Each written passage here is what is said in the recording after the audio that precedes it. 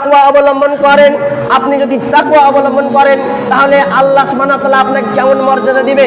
উদাহরণস্বরূপ বলতে পারি যে হযরত ওমর রাদিয়াল্লাহু তাআলা জামানায় একজন মহিলা, তিনি দুধআলী মহিলা, দুধ বিক্রয় করতেন।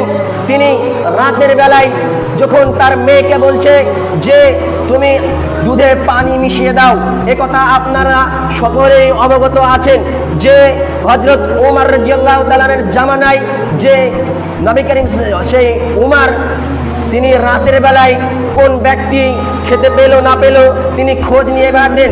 এমন সময় তিনি এমনই একটি বাড়ির পাশে গেলেন এবং সেখানে গিয়ে দেখতে পেলেন যে একজন মহিলা সে দুধ বিক্রয় করতেন এবং সেই মহিলা বলছে তার মেয়েকে যে তুমি দুধে পানি মিশিয়ে দাও, তুমি দুধে পানি মিশিয়ে দাও, ওমর রাদিয়াল্লাহু তাআলা দেখতে পাবেন না।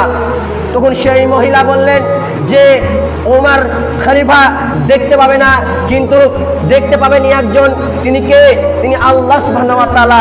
সেই মেয়ের তাকওয়া দেখে ওমর রাদিয়াল্লাহু তাআলা তিনি সেই মেয়েকে নিজের সন্তানের সাথে বিবাহ দিয়ে দিয়েছেন। তাহলে আপনি যদি তাকওয়া অবলম্বন করেন তো আল্লাহ সুবহানাহু ওয়া তাআলা আপনাকে কোন মাধ্যম দিয়ে আল্লাহ সুবহানাহু ওয়া তাআলা যে আপনাকে উদ্ধার করবে আপনি নিজেও পরিকল্পনা করতে পারবেন না। তাই আমাদেরকে সমস্ত ক্ষেত্রে আল্লাহ সুবহানাহু ওয়া তাআলার তাকওয়া অর্জন করতেই হবে। দ্বিতীয় নম্বর শর্ত আমাদেরকে পাপ থেকে